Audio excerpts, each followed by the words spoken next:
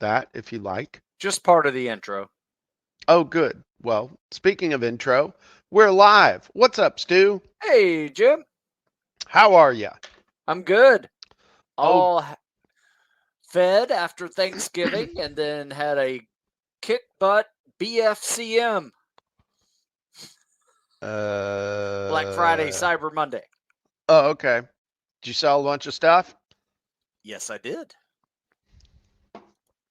So you moving people up your value ladder? I am. In fact, I even did the anti Black Friday thing that you did Okay, tell me about it. because I had about 50 books that, sometimes they just get sent to me as like lost in the mail, like returns mail service. So I got Yeah, all these books that the warehouse ships out. They go to the customer. They don't go to the customer. They come back to me. So I got right. like 50 books and I just give them away. I said, I'm not having a Black Friday sale. I'm giving away books. Right. Okay. And then each, I didn't get one. well, I thought I was your friend. I have one for you, actually. And it's my Is he a latest Green one, too. Beret? It's printed up. It's printed up. My Oh, ageless athlete one I have sitting in the kitchen ready to ship. oh. Yeah. I thought you were going to hold it up. I See? completely brain farted and it's sitting in the kitchen, I promise. I'll go grab it. Okay. So what did you No, what did you might stop for a snack. no. So what was the angle of your anti Black Friday sale? And then I'll talk about my anti Black Friday Well, sale, and then we'll talk about sales I and did a bunch of videos, live Q&As, and throughout the Q&A I mentioned this is what I'm doing, right? And yeah. I'd hold up a book and the first one that responded a phrase that I say like that's my book, right? You have to type it in. Like some guys type it in not correctly. I'm like, nope, that doesn't count, right? Just mess with them, right? And so I was handing out a whole bunch of them that way, and then I handed them out a couple over social media, and then a couple out by newsletter. Next thing you know, I Okay. sent about 45 different books out, and then I said, here's the deal. I'm not having a sale for other parts of my website. I'm giving weeks away for free. So if you want to do the online coaching, the Hmm. rest of the year is free.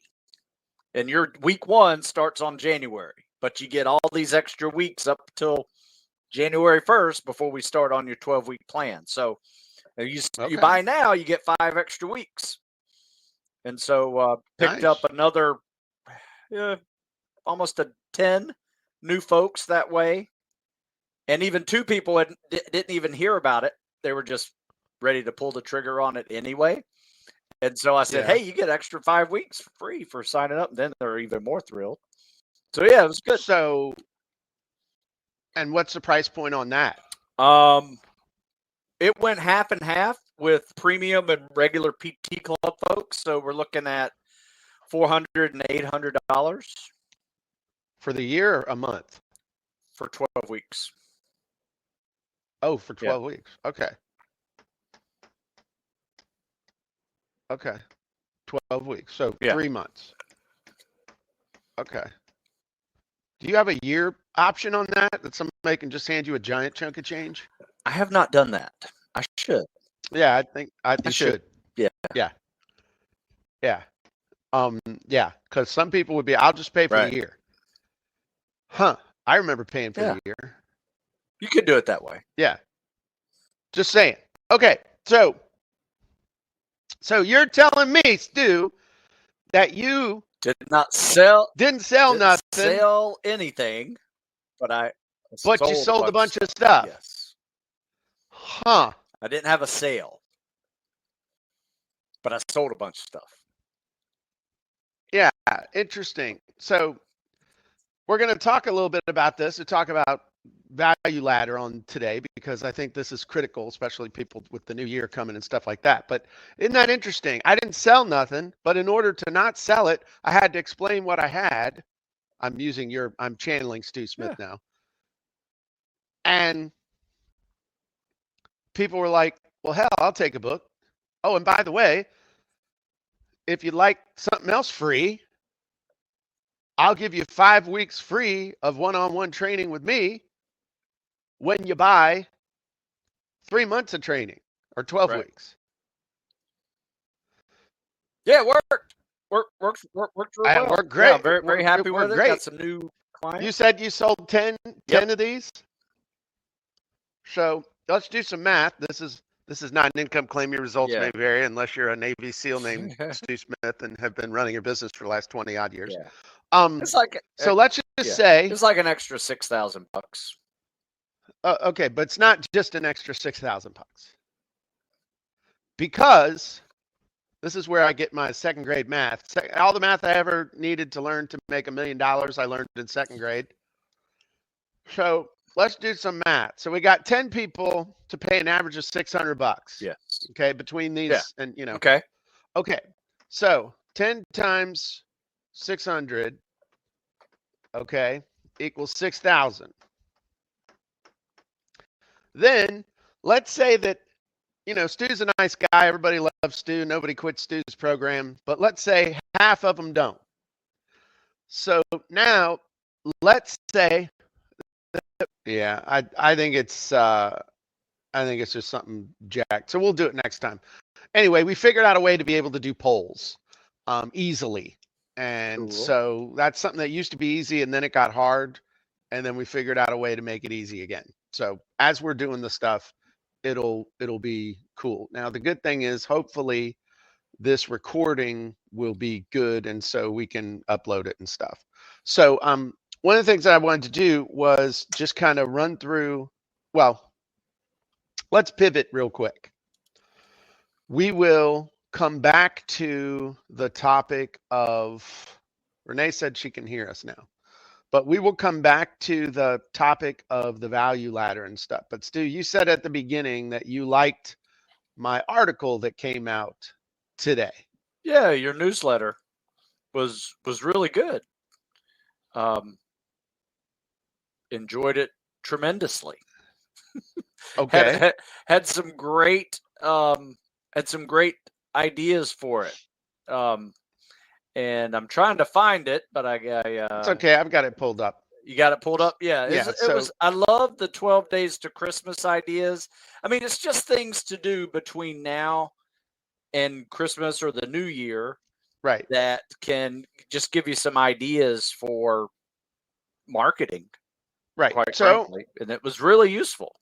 So we won't run through all of them because you should be checking your email. And I actually created a really cool little holiday poem towards the week before Christmas, but which we may have a dramatic reading of. But one of the things about the difference between a sale and a promotion, the difference between just discounting your price and making a better offer, I think is the biggest thing to really keep in mind here. So looking at, okay, so somebody's saying it's cleared up and we're better. So let me finish this thought and then we'll go back to the value ladder thing. Okay. So talking about the difference between doing a sale and making an offer. All right. A sale is basically giving people money off.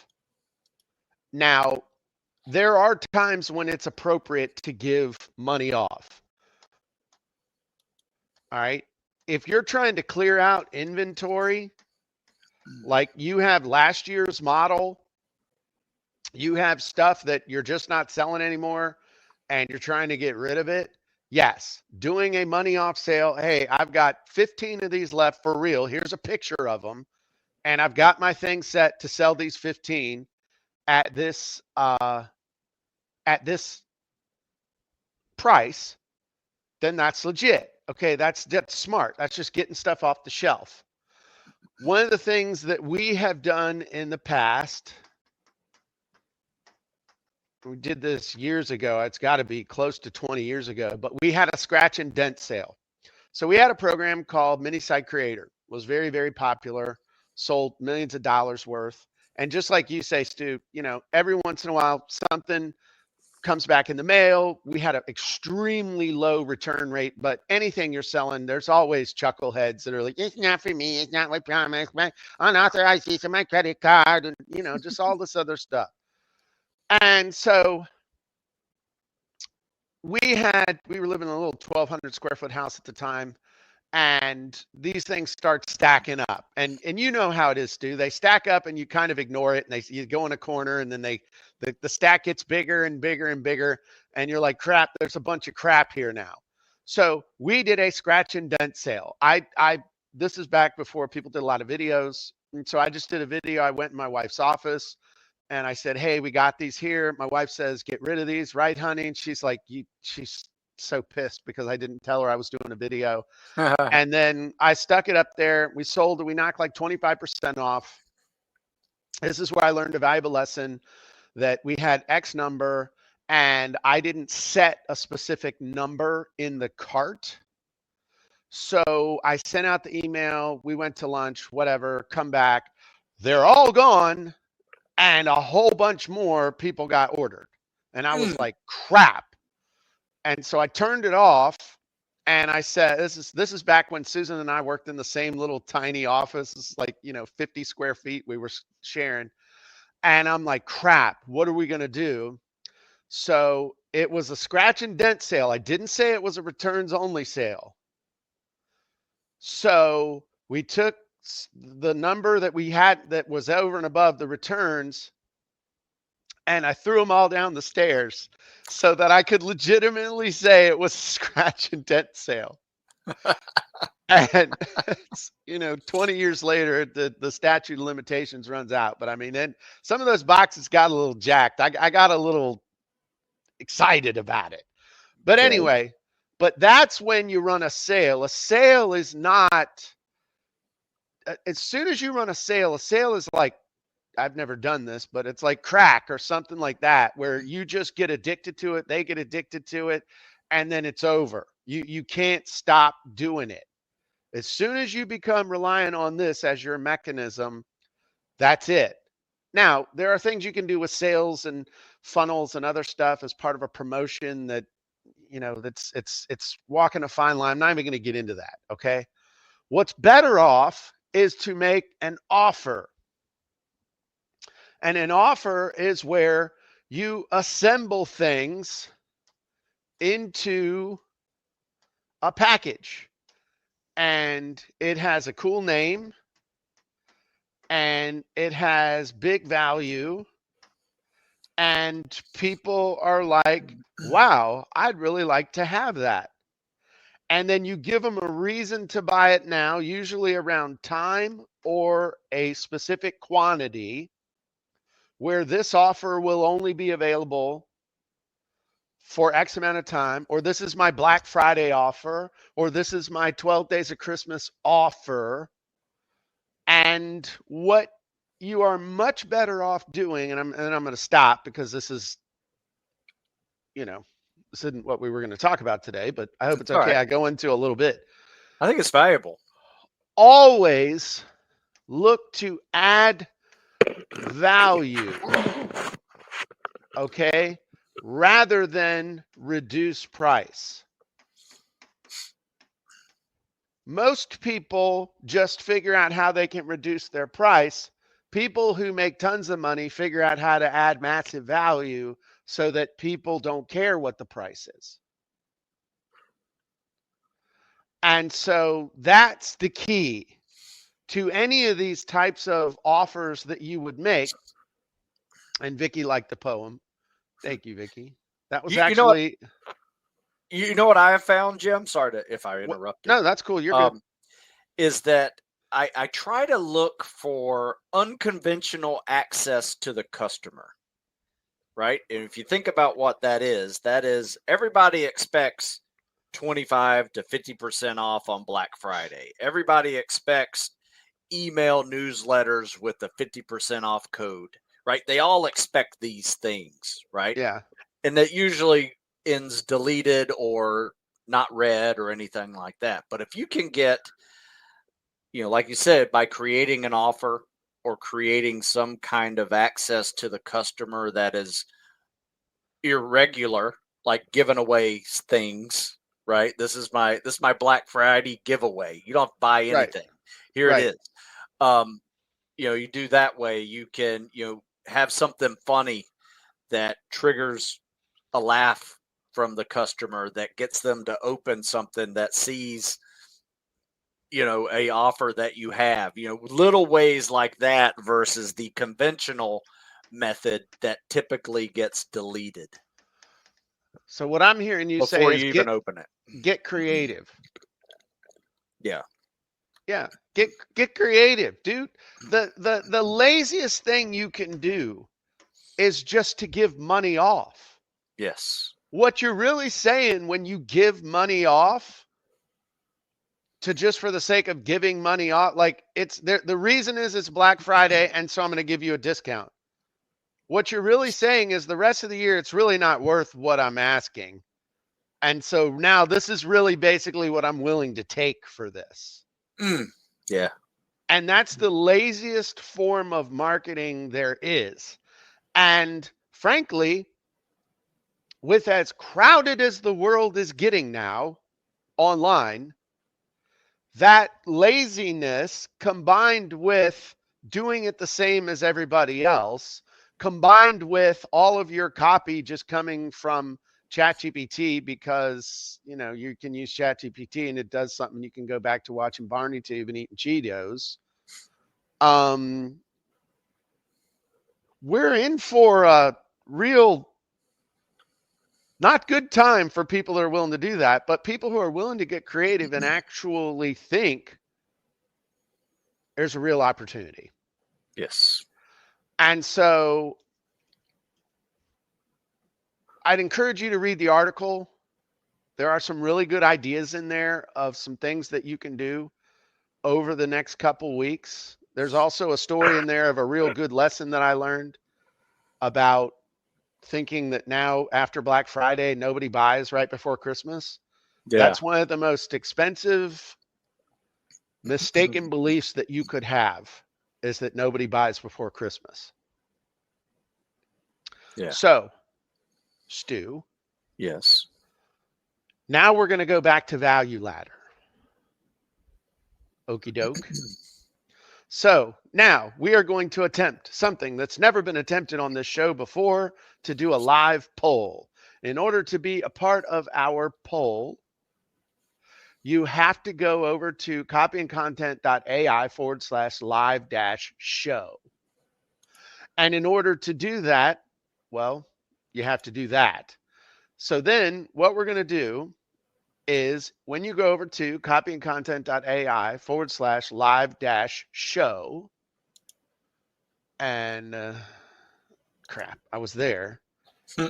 And what we're going to do is we are going to take a poll. And I'm going to show you, Susan, if you need to come in, because we'll make this second nature, but I need to be able to see it and do it once to be able to show the kids what to do.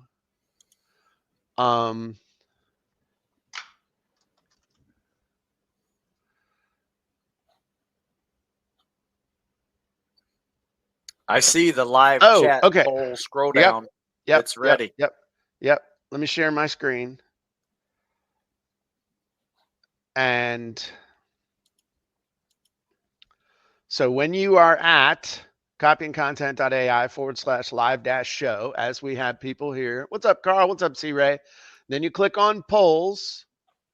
The first question is, do you have a formal value ladder in place? In order, do you actually have a value ladder? So I'm going to say yes, because I do.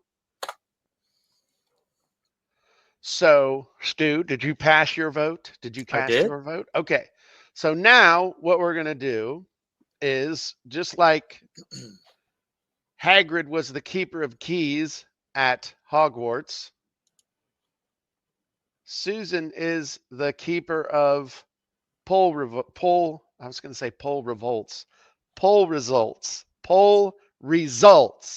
I don't know why that's hard to say. Poll results. And so I need y'all to cast your votes real quick. Let us know. And then Susan is going to let us know the results. So, Susan, please, Drum roll. Drum drum roll. roll. And I, she's What? there's Susan. Okay, so do we have results that we can show? It's still flipping back and forth a little bit. Oh, well, let's see it. Can you show it? I know y'all are like, is this really that exciting? Yes, this is very exciting because once we get this nailed, this is going to be a powerful little tool for us moving forward with the funnel show. So, Interesting. okay. It's not letting me pick. Oh, there it is. Okay. So why is it important to be able to do polls? Well, I want to be able to show and share. Oh, look at that. 66% have a formal value ladder in place, and 30%, yeah, that we can see it there on the left, and 33% do not. So what happens when you publish results? It's going Will to that show on the push site. it? Oh, well, Yeah. let's see. Okay. Wow. Okay. So now that shows over here where my thing is. Mm-hmm. So now everybody can see that poll. Okay. So 2/3 don't, 2/3 do, which is great, but a third don't. So this is something that's going to help us, again, moving forward with the stuff that we're doing. All right, cool. Well, thank you, Susan. Mhm. I appreciate that. All right, Stu. So everybody's like, how are polls going to help you moving forward with the funnel show? Well, that's going to help us is that we can tell us the things that you're having problems with and the things that you're having issues with, and be able to check in when you're done with something. And that way we'll be able to communicate better. So plus it's just kind of cool. Okay. So yeah, even if you do have a a value ladder, you're going to learn something else to do with your value ladder that's going to help you. absolutely. So, talking about value ladders isn't only going to help 33%. Absolutely. Okay. So what we're going to do is we're going to go play with Genie. Yay. And help you to work on your value ladder, whether you have one or not, and start dialing it in.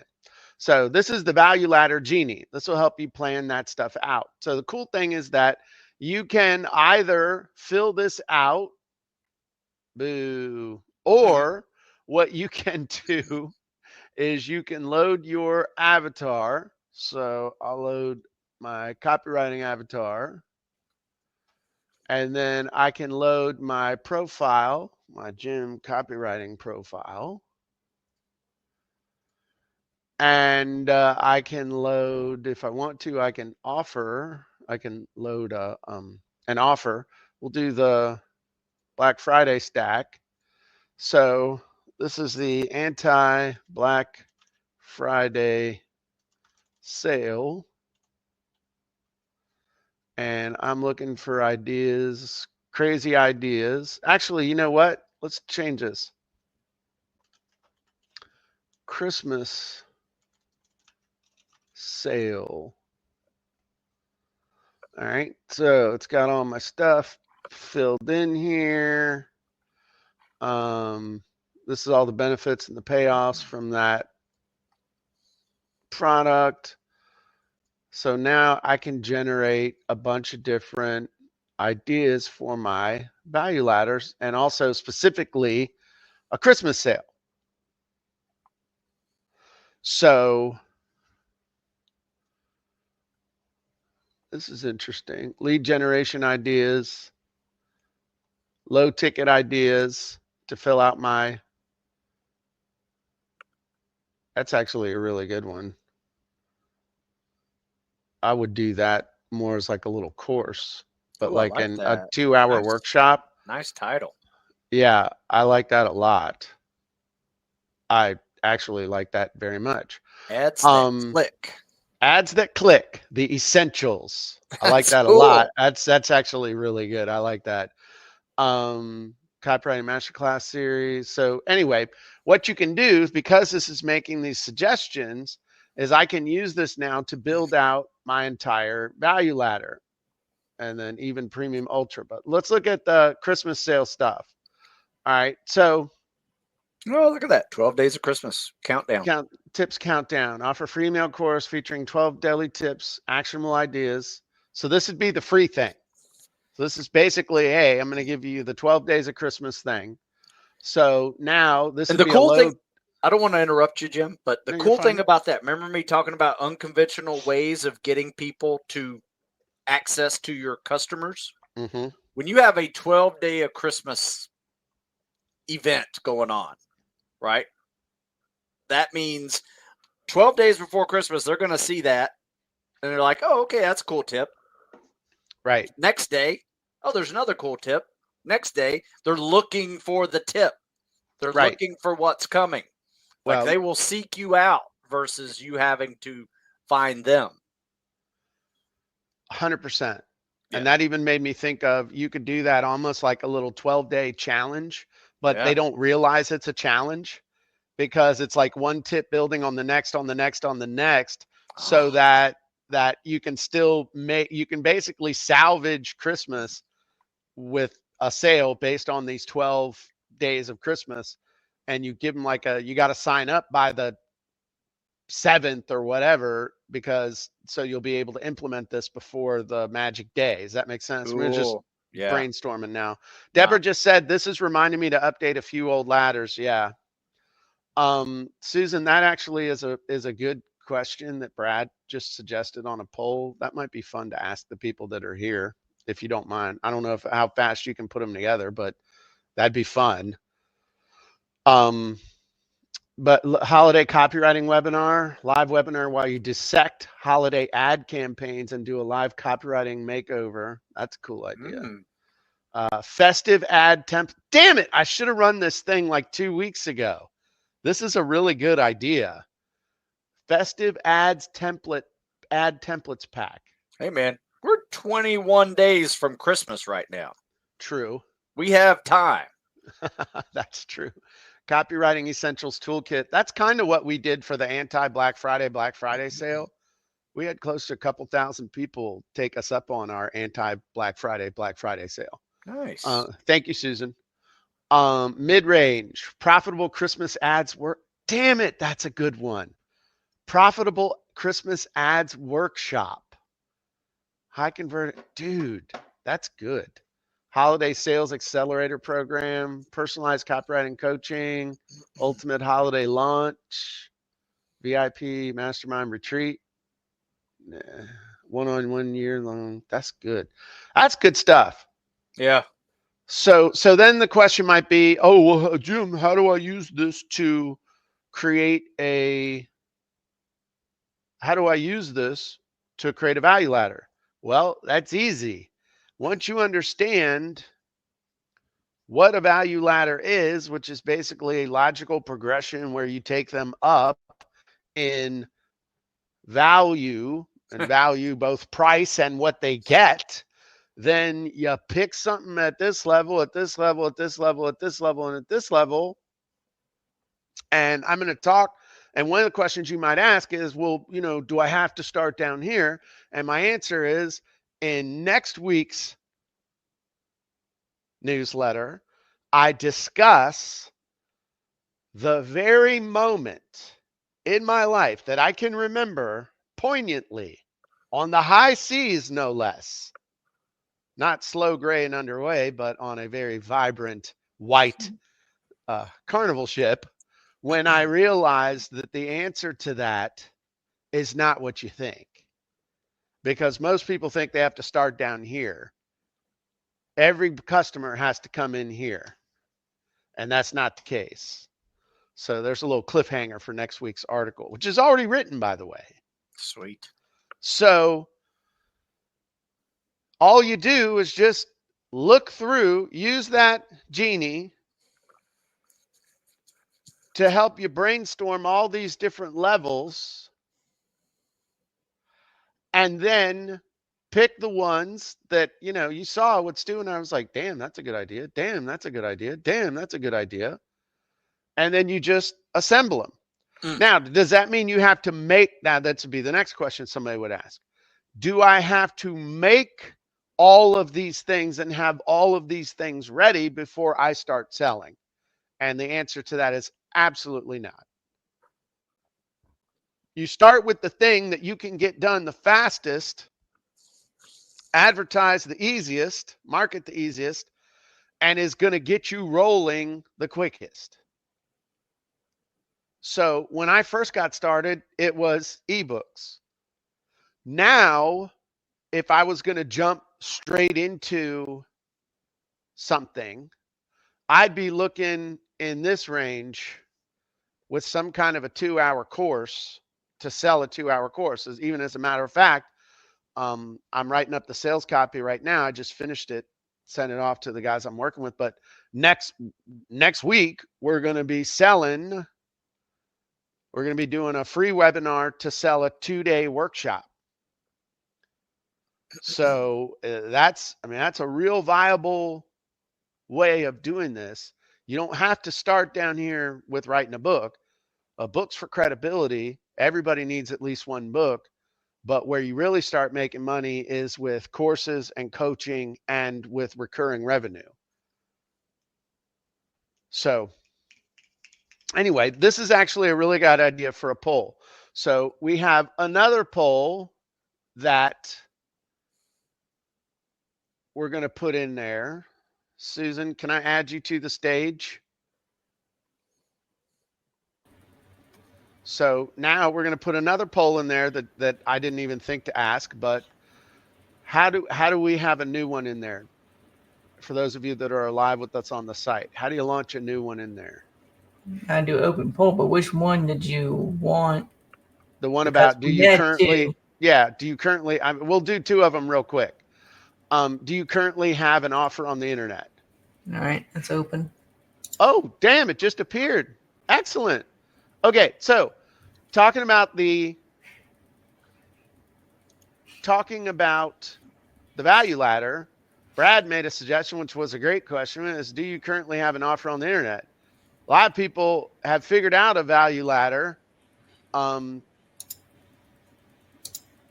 never even bother to make an offer. And then some people actually have an offer and then they're like, oh, I guess I need something else to sell these people. Because if you're only selling one thing, you don't have a business, you're just running a promotion. Unless that thing has recurring revenue built into it. That's the caveat. So go ahead and cast your vote. If you are just joining us, you are at copyandcontent.ai/live-show. This is so you can cast your vote and have your vote counted. Are votes coming in, Susan? They are. Okay. Okay. Yeah, we're about 75% yes right now and 25% no, and it's stopped moving. Okay. So I can publish results if you want. Yeah, go ahead and publish the results. And so 75% of the people say yes, and 25% of the people say no. So that's actually higher than I would have expected, which is great. But also, interestingly enough, and again, I failed statistics, but they passed me, so I would leave the business school. 2/3 don't have a value ladder, but 75% have at least one offer on the internet, which means some of you got an offer, but need to get your value ladder squared away. Or some of you joined us after we asked the first question. That's where you get the plus or minus 2 to 3%. So one more poll because this is fun. I just want to see how I want to see how it works. We had one other question that we were going to ask. Go ahead and open the next poll. Yeah, but I feel like you gave this one away already. So if you've already joined us. Yeah, but the question's so badly formed by me, they can interpret any way they want. Yeah. Where would you start your value ladder? Bottom, middle, or top? And so that's just, that I could have formed that question better. But now somebody put a top like right away. I'm going for the money. Well, hey, one of the things that I've talked about in the past when you talk about a value ladder is that the fastest way is to start right at the top and just go with a coaching offer. Go with a high ticket coaching offer where people can pay you, whatever your hourly rate is for an hour of your time. and go for the 300, 400, 500, $1,000 or whatever you can get. That's high ticket. Then after that, try and get people to commit to paying you that monthly for the next year. I mean, 10 people paying you $1,000 a month for a year is $120,000. I mean, I know a guy who's built up a big 6-figure business, started out in a barracks room in the French Foreign Legion doing coaching in between getting his balls busted in French. We may actually have him on this podcast one day. Sweet. He's an interesting dude. You know who I'm talking about, Stu? Oh, yeah. Yeah. Interesting cat. There's only one former SEAL Foreign Legion guy. He's the only one, isn't he? He's the only one I know. Yeah. Anyway. All right. Are we done? Are our results stop coming in? Yeah, it stopped moving. Okay. Publish. Yeah, please. Boom. That's interesting. 42% would start at the bottom, 42% would start in the middle, and 14% would start at the top. And I'll share my screen just so people can see it, because that may not see it in the future. But that's something we got to remember to do when we're showing these, is somebody show their screen. So that's cool. From my test, it does not come through into the recording. This doesn't? This will. That will, but the poll itself. Yeah, so we just got to remember to show the results. So that's cool. That's easy. Deborah's like, yeah, for sure, I misread that. Yeah, I did a crap job of forming the question, Deb.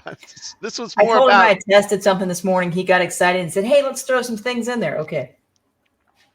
Don't expose the secret sauce. Everybody might suspect that. Anyway, the cool thing is that we know how this works now. It works. We know how to get it done lickety split.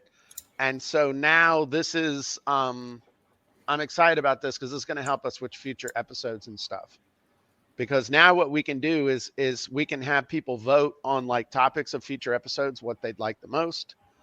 And actually, okay, this would be fun for everybody who's here live.